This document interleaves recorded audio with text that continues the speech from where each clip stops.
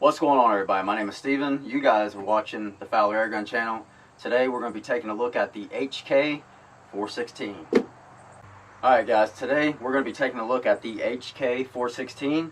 This is a CO2 powered .177 caliber steel BB slinger. Okay, I went to my local pawn and gun store and made a trade with this air gun here. So we have it here now to review on the channel, and I'm pretty excited about it. I have not opened this box. I have absolutely no idea what's inside the box. I don't know anything about it, to be honest with you. So everything I'm going to give you is straight from just purchasing it, as seeing it in the store and saying, hey, this is another one of those fancy full auto or 6-round burst BB slingers, and I really enjoy them. I think they're really fun to get out into the yard and get to do some plinking. So we're going to go ahead and take this out of the box right here, right now, right in front of you. Alright guys, so as I've said, we have the HK416 here, .177 caliber or 4.5 millimeter steel round ball. And I'm just going to give you some stats off the box. I know it sounds a little cheesy, but that's okay. That's what we're going to do. I just went and picked this up right out of the pawn store, and I have no idea about it. I've seen them for sale across a couple of the websites, but I've never really paid much attention to it. I've compared things like this similar to the Crosman DPMS SBR in .177 caliber, and so I imagine it's something similar. So it says velocities up to 460 feet per second, semi-automatic or 6-round burst, 36 round capacity in it, 500 round reservoir, which means that it's going to have that nice lovely old shakiness to it that sounds like a rattling going on inside of it. But that's all your steel BBs on the reservoir there. Takes two 12-gram CO2 capsulettes and drop-free magazine. So it should be pretty real replica here. I won't say that it's going to be correct to the weight and everything, because I don't believe it is, based off of just how heavy the box is, obviously. But we're going to take a look at it right now. So again, this is my first time opening this box. I waited until I got home so I could get this on camera in front of you all so you can see it for yourselves. Alright, here we are. The HK416 .177 caliber BB gun. And it says this is the Heckler & Koch No Compromise HK416. So it comes with the rifle, obviously. Looks like it's a polymer construction. May have a little bit of aluminum metal parts in it. Get your warnings and your cautions and stuff comes with it. We have the manual.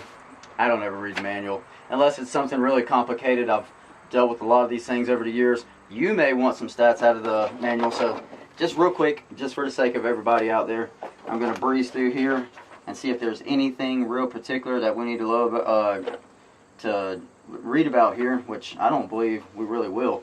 It's going to be it's asking us to please wear safety glasses and things, and I'm not really going to be shooting at distance where I'm too worried about them coming back at me much, and if they do, they're really not going to do too much damage, and I'll keep my eyes closed. I'll put the squinters on. So anyways, looks like it's all pretty standard manual here. It's even got a little warranty issue inside of here where you could keep up with your maintenance on it there, which God knows why they really have that on there. Keeping them well oiled will do the trick. Just reading into a bunch of different languages here, so no need to do all that. Let's get right into this. First time picking up the HK416. Oh, it's incredibly light. Actually, I don't have the weight available for me right here. It may say it in that manual. That may be something that you are interested in knowing, and hey, that might be why you need to read the manual for yourself. Me, not too worried about it. So here we have the HK416. We got flip up front and rear sights, it looks like, and looks like rear sight may be adjustable for windage here. Let's see if this is real. Nope, no adjustments on the rear sight, no adjustments on the front sight, and they're pretty high set over the barrel, so I'm not sure how well that's going to perform close up. We're going to find out. Let's see, we got a charging lever here on the back, and it looks like it may actually have a little bit of a safety on the charging lever, so it's got this neat little fold out safety here on it. So just simple. Let's see, let's get it on fire here so we can, yep. Well, you can't really decock it, so that's unfortunate. Let's see. Get the slide that goes forward, that's how you load. You're going to fill this high capacity area here in the front. Let's see, it's got a little slide, a little trap door there. You just pop that open, dump you a whole bunch of BBs in there. We're going to do that in just a second. I'm just giving y'all a good look at this thing here. And it's all plastic. I don't even think the magazine has any metal in it realistically, so even the well, the muzzle brake, or the muzzle on the end of it may have a little bit of aluminum, maybe aluminum. It's kind of hard to tell. Actually, it may just be plastic as well. Let's see, we got adjustable stock. Is this adjustable for us? There we go. See how many points of adjustment we got there. 1, 2, 3, 4, 5. So we got like 5 points of adjustment. Not too bad. I like shooting up close, keeping it tucked in, so I'll just keep it like it is there. So let's go ahead and do this. I'm going to go ahead and fresh off the first fill ever here. Put it on safety. It's got a little mag release right here. Let's see, it is non-ambidextrous, so it's only on the right side of the rifle here. And then that should just release our magazine down. There's usually these little, I have quite a few of these magazines, so we may be able to just use some of these. They look pretty standard. The Umarex Steel Strike and the Steel Force and the other things, they use magazines that look like this here. It has this little, you depress this little trigger in the back here, and that'll help you to slide it up in there. You always want to be really gentle with these guns. These things don't tend to last very long. A lot of these parts inside aluminum, they move really fast, and so they tend to break down. But we got our dual 12 gram CO2 magazine there, so right now I'm just going to go ahead, like I said, right out of the box here for you all. I got this little red dot sight out here that we're going to throw on that and see if that's going to help us get a bit more accurate than open sights. And we will shoot with the open sights first. But yeah, right now I'm going to go ahead, and these usually come with a couple tools inside. Usually get you an extra one right there. This is a really standard magazine from Umarex for a lot of their CO2 automatic slingers, BB slingers so to speak. So I'm going to go ahead and back these adjustments. You tighten these down. This is what's going to pierce your CO2 capsules in there. So just going to take them all the way out there. I'm going to go get actually a little bit of oil here so I can oil these things up. Or actually, I'll just be right back.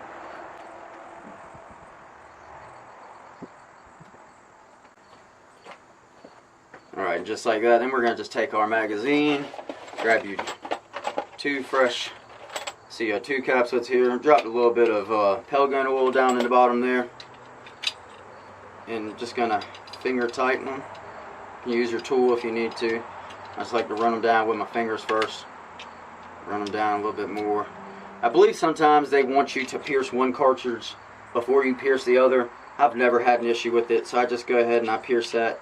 Do not over tighten. I know if you've watched a lot of channels out there, a lot of people will say it. Can't stress it enough. You only want to just barely snug it in there, okay? So now we got a little bit more weight here. Put our cover back on. Try to wipe off some of that excess oil. Alright, so we got our magazine ready to go. And now we're just going to load this thing up. So we're going to open this little trap door here on the top. Slide that open. Take our Crosman Steel Copperhead BBs here. And just go to town filling this reservoir up here.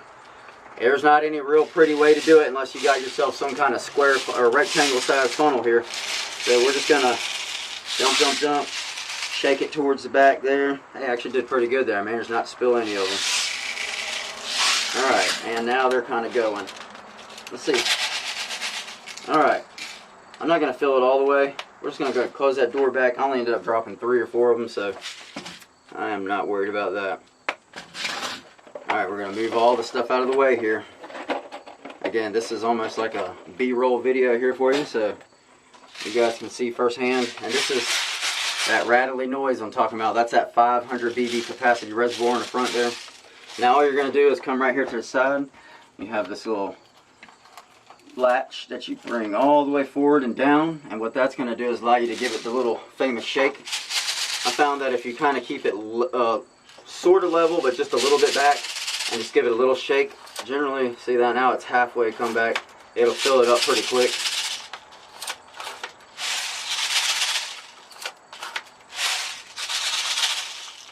Alright, we're getting there. There we go. Maybe one or two more. Alright, here we go. Let's take our first couple shots here.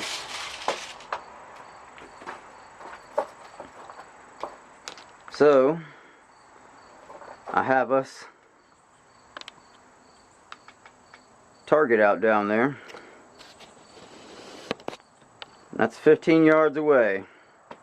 I am going to attempt and take a couple shots at this thing 15 yards here. Step right here. Go ahead and take our magazine, insert it. Don't have to be real rough with these things, especially these all plastic guns. You want to be about as gentle as you can. So let's see. Let's get it on semi-automatic here first. I believe that's semi-auto. Right to the top there, and we're just going to kind of hope that that's a single semi-automatic. Grab our charging lever here, pull it back and forward because you don't need to be rough with these things. I'm going to go ahead and take these open sights here, and yeah, let's go ahead and see if I can't hit anything at all.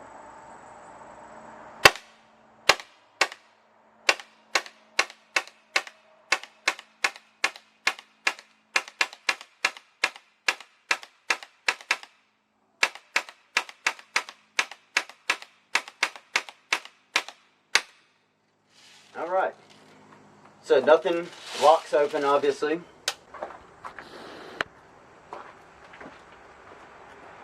That's not too bad of a group, I'd say, out there at 15 yards. We managed to stay within that, like, 5-inch ring there or so. So not too bad with open sights. It's definitely going to be a whole lot more beneficial to put the red dot sight on here. So this thing is actually kind of cool. It has Picatinny rails, 40 rails to be, or 40 slot rails to be precise, up the side, on the right side, on the bottom. You even get yourself a little bit of a rail here on the front, on the left side of the gun here. There's nothing else really to talk about with this thing. It's pretty standard. It seems to be shooting really well, and I'm going to put that on safety, and we're going to go ahead and get our red dot sight on there and then see if we can't make us a better group than that. Alright guys, so I have right here a small rail riser, and I'm going to throw right on the back side of this guy here. Let's see how this works out for us here. Since it seemed to work just fine with the height on the open sights, I'm just going to run with it. I got a little Trijicon clone, a little eBay knockoff here, and they always hold up really well, to be honest with you. I use them on a whole lot of my pistols and my rifles. I really have had yet to have an issue with them anyways. And I've dropped them, and they've been left on, left outside, all kinds of different stuff, tests I've put them through. It's a pretty simple technology. I feel like it'd be really difficult to get it wrong to where you have so many issues with it, but you never know. So now we got ourselves set up with our red dot sight here. We're going to load back up, and we're going to try to make us a group out there. Alright guys, same old song and dance here. We're just going to slide this latch forward, do our fun little shake here. Try to get some BBs down in this from out of the reservoir. Just about there. Oh yeah. One more shake. Alright, we're full now. I have no idea where this is going to be hitting, but I have us a fresh, clean target out there. And let's go ahead and shoot at it and see what kind of group we can make.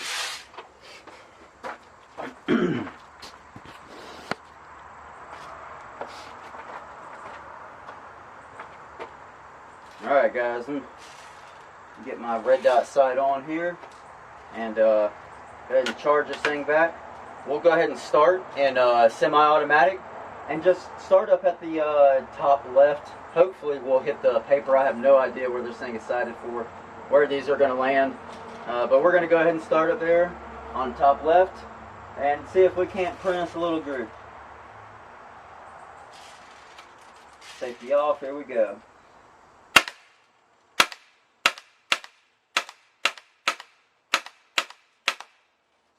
Alright, so that's a 10 shot group right there.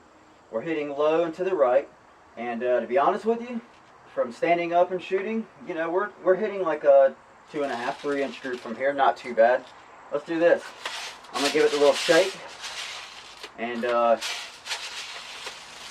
let's give it a try one time right here on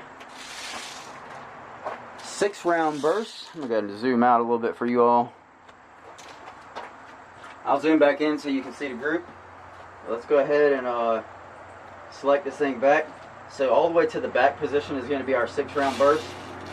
So we know we're hitting a little high to the left. So let's go for center of the target. I'm just going to be point of aim, center of target here for 15 yards, and just see what kind of little group we make here.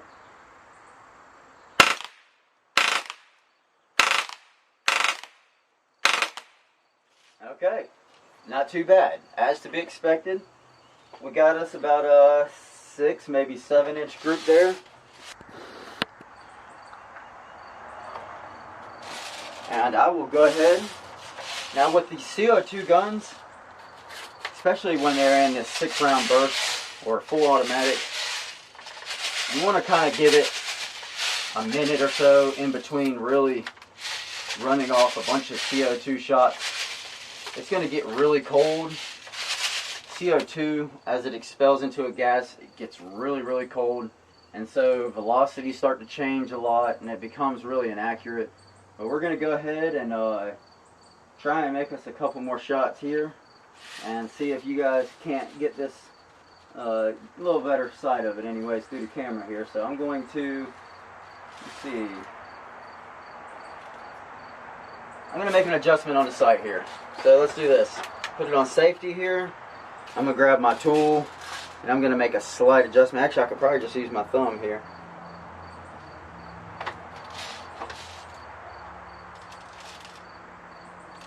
Alright, so not sure exactly where that's going to put us at for adjustment, but let's give it a try now. I'm going to go for the bottom left side of the target here.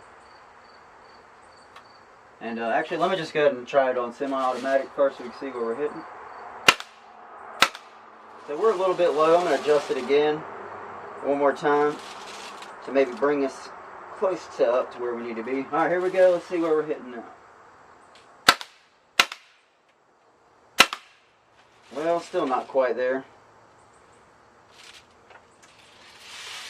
Let's go for the top left quadrant of that target up here.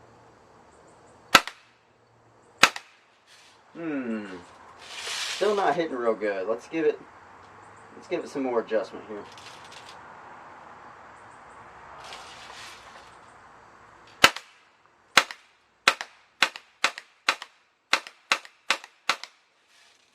Okay. Make another slight adjustment here. A little bit more on the windage, and let's see where this is hitting now.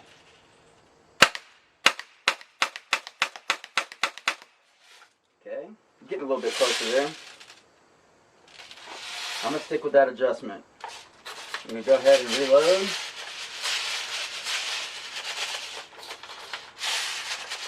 Give it the old shake. Alright, let's see where we're hitting now. Still a bit low, but that's okay. I'm going to go up with it just a little bit more. Now to the right just a little bit. Alright, that should be good enough to get us up on paper there. So let's go to the top right quadrant of that target there, and I'm just going to go ahead and put this on 6-round burst, and let's take a couple shots here.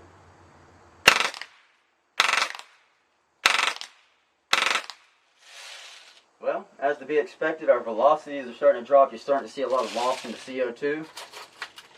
When you really get to hammering on it with the 6-round burst, that is to be expected. It doesn't matter what manufacturer or who you're using. If you are shooting CO2 air guns, especially in 6-round or full automatic, you're going to have this issue. So, we're loaded back up. Alright, let's see if we can't get us a group. Let's just keep with that 6-round burst until this magazine runs out here. And go ahead and I'm going to extend the buttstock out just a click here. And I'm going to go for the center of the target.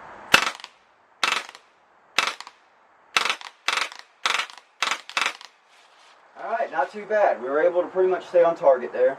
So I feel pretty good about that. We have the lower left quadrant of that target left. I'm going to give it the old shake one more time here. And now, alright, let's put it back on semi-automatic and go for the lower left quadrant of that target and see what we can do.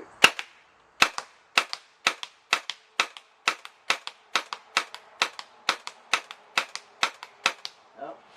Okay, so they're really starting to drop now.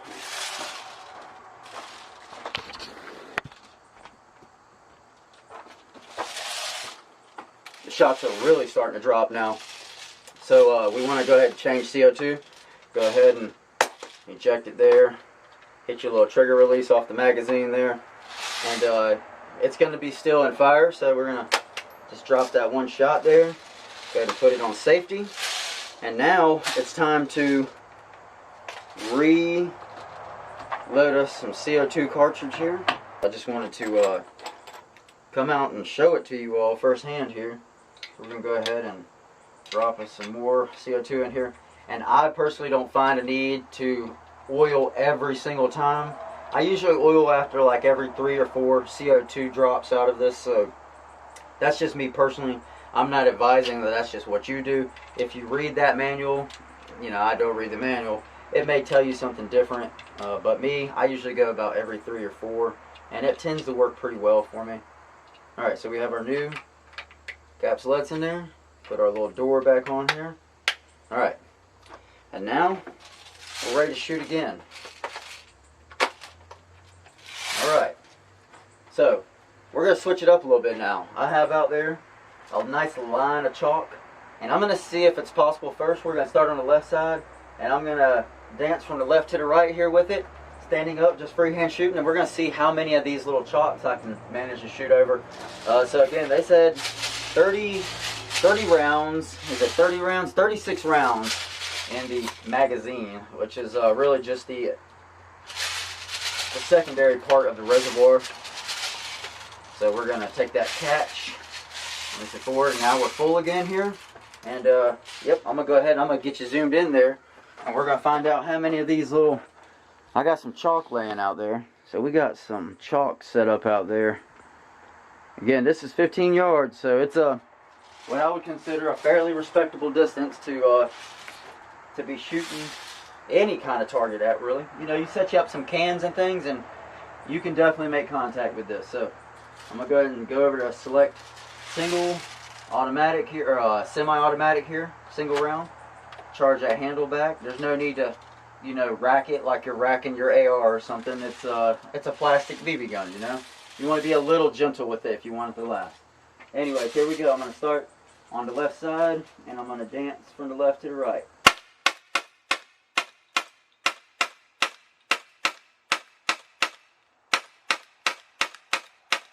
Oh yeah. Okay. That really wasn't too bad, actually. I was pleasantly surprised with that. I was able to hit the majority of those.